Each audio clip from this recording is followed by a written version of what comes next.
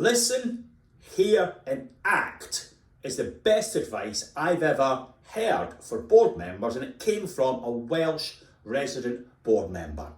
I'm Alistair McIntosh, welcome you to this week's First Things First, and I'm launching our series of workshops on governance.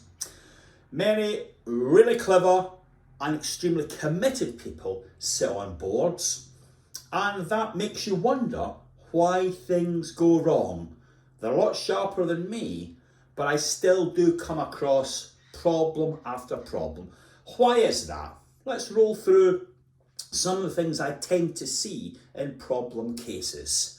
Number one, far too much trust placed in a dominant, all-conquering individual, yeah? See that in almost every case where there's a problem at a housing association, council or ALMO. Second issue I see is a board of extremely intelligent people who put all their effort into justifying and explaining decisions and not enough intelligence into making the initial decision itself. A book by a chap called David Robson called The Intelligence Trap covers that very well. Why smart people make dumb decisions is what's on the cover of that book. As I say, you see that a lot.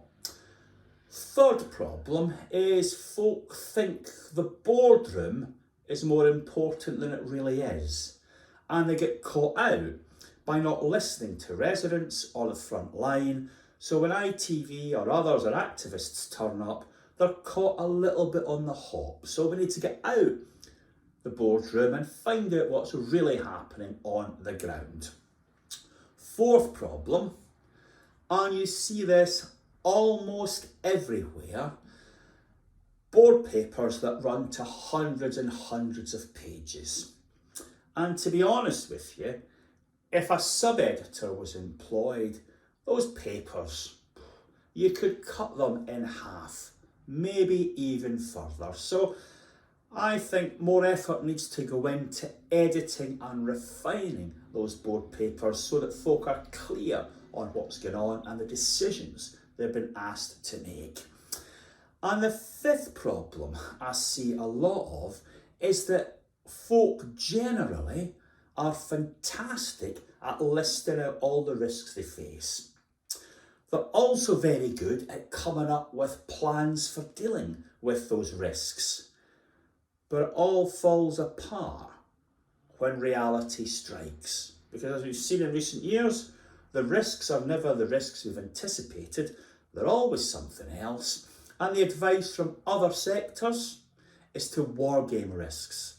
So have rehearsals of how you would deal with a particular conglomeration of risks if they ever transpired at the one time. Lots of advice available from us and others on how you can do that. So that's my summary of the common problems I see at boards when it all goes wrong. But most of the time, boards do fine. Great people, as I say, and I look forward to seeing many of you at our series of workshops that are coming up. Goodbye, and I hope to see you all next week.